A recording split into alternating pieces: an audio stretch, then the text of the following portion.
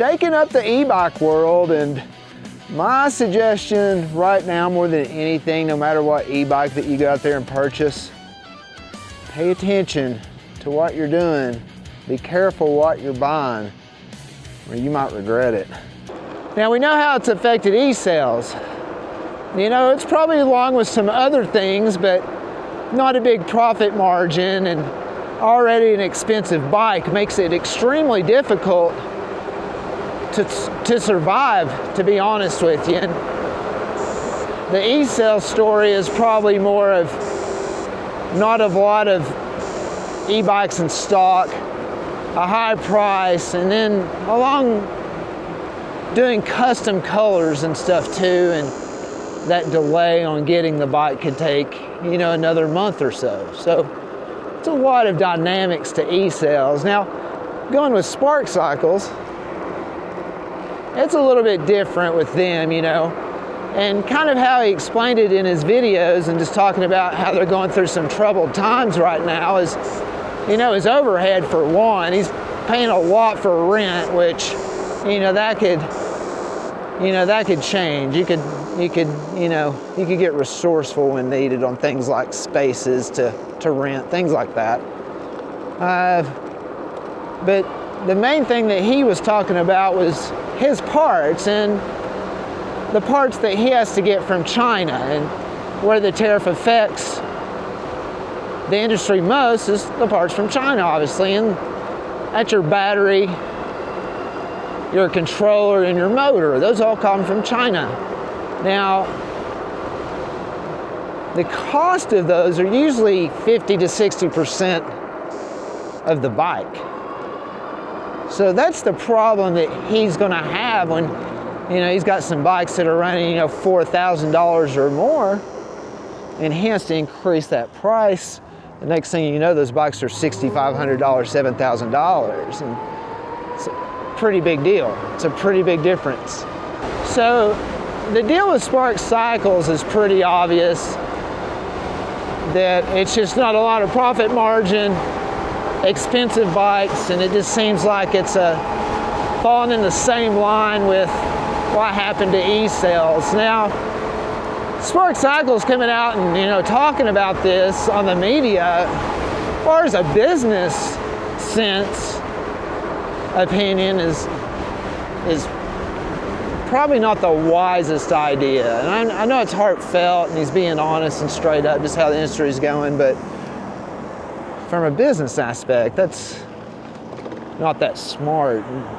Pretty much call that business suicide at that point, when you're telling people how rough you're having it, how scared people already are of ordering these e-bikes, and you're letting the world know that you're struggling so bad is probably not the wisest of business ideas, but it's his choice, it's his deal, and he can do whatever he wants to. He's a big boy. It's just a different world in the e-bike industry right now, and what I mean by that is you're seeing e-sales with these issues. You're seeing, you know, Spark Cycles talking about the issues that they're having now and how it's threatening their livelihood and the way that they do business, and even wondering if they're going to survive. Check him out. There's two of them right here. Check them out, man. I wasn't going to bug them, but they're right there. What's up, guys? Good to see both of you. How y'all doing? I love wildlife.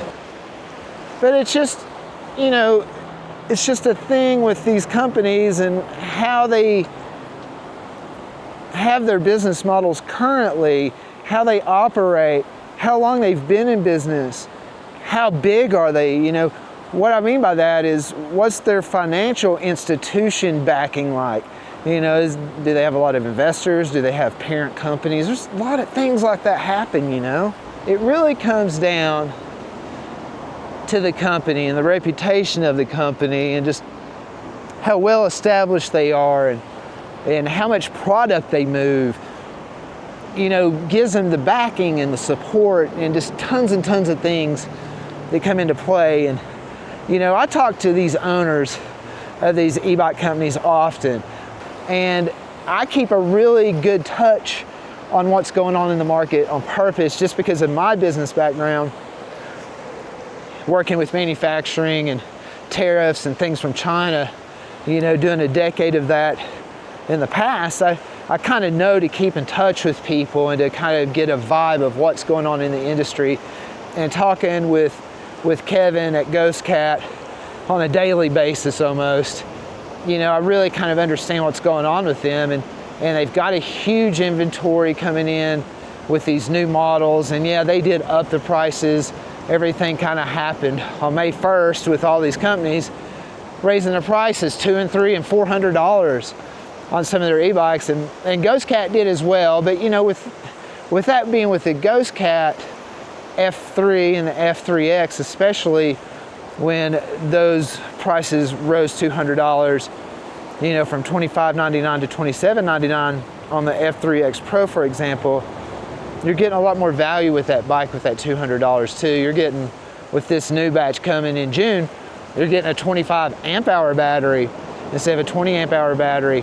You're getting a 45 amp controller instead of a 40 amp controller. You're also getting a new gearing system in the hub motor as well, that's going to be replacing those nylon gears with a metal coated gear. So just a lot of upgrades that you're getting on that e-bike for that $200. So, you know, are you really getting charged more with Ghostcat? Fortunately, just because they do so well. They had record numbers in April. I know this because of my affiliate numbers with them, and when I get paid, big month, okay? You know, so I know that as well, not just knowing from, you know, other influencers and stuff like that. I just kind of know where they're going. And buying from a company like Ghostcat, for example, is an example of buying smart. And then when you're buying from a company, let's say from eBay, like a bike on eBay, and yeah, you're saving all this money, or you're buying a bike on Amazon, or a smaller company that just started up, for example, you know, you're really putting your neck out there in a way. And there's a lot of fear of like ordering bikes that, you know, that are pre-order bikes or whatever like that. It's super uber duper important that you pay attention to who it is. If it's a big company, they're not going anywhere. That's going to be where the cream rises to the top. I wouldn't put my name and reputation around these companies if I didn't feel strongly about how they are, because believe me, and you could ask the owners of these companies, because I talk directly to the owners of these companies. I ask, how's your customer service doing? How are you on inventory? How stable is your company? I constantly ask these questions to these companies that I'm affiliated with, because the last thing I need for my YouTube channel is to be affiliated with a company that's going to stiff my customers, my viewers, my friends, my family. The last thing that I need to do is do that for the reputation of my YouTube channel. Because like my grandfather Lambert said, the hardest thing to get is a good reputation, and the easiest thing to lose is a good reputation. I am who I am on this channel, believe it or not. Ask anybody. And I really stand by my word when I say it's super important who you buy your e-bike from right now. It's super uber duper important where you're giving your money to, and that's after the sale as well. The customer service, the parts, just the things that really are important after the sale as well, something you need to take in consideration. And no company that I work with fails in that department, especially these guys. I'll leave a link below to Ghostcat, as well as my discount code Colorado, so you can save $50 more on top of the bike as well. And that's for the F3, F3X Pro, and the F4X Pro as well. They're really awesome bikes. It's my daily driver. It's my all-terrain vehicle, go anywhere hooligan of an e-bike. That's what we used to call it back in the day. The supermotos, we used to call them hooligans. And that's the hooligan of an e-bike. I could go anywhere, all-terrain, at any time on it. And I love that. Be careful who you buy your e-bike from and what kind of e-bike it is, and when that company's been around for a long time or not. And what kind of reputation that they've got. And there's just a lot of factors. There's a lot of craziness going on with these tariffs, and you need to be careful who you do business with, or you're going to regret it. I promise you that. Anyways, I hope you enjoyed that. Leave a comment below what you think is going on with these tariffs. What e-bike do you have? What e-bike have you ordered? What e-bike are you thinking about ordering? I'll give you some friendly advice whether that's a good idea or not. I work a lot with these companies. I talk to a lot of companies I don't even have affiliate with. I keep really in depth with this because I like the news part of this and the market part of this more than anything, just because of my business background. So I don't just have an audio and video background and do this, you know, working at Shop at Home Networks for many, many years and the music industry for many, many more years. I really like the business sense of it as well, and hopefully this will help you decide on what e-bike to buy, and more than anything, just be a little bit careful on what e-bike you buy and do some research. Again, this is Chris with the Colorado Adventure Channel with some e-bike news, some e-bike advice too. Till our next adventure, peace.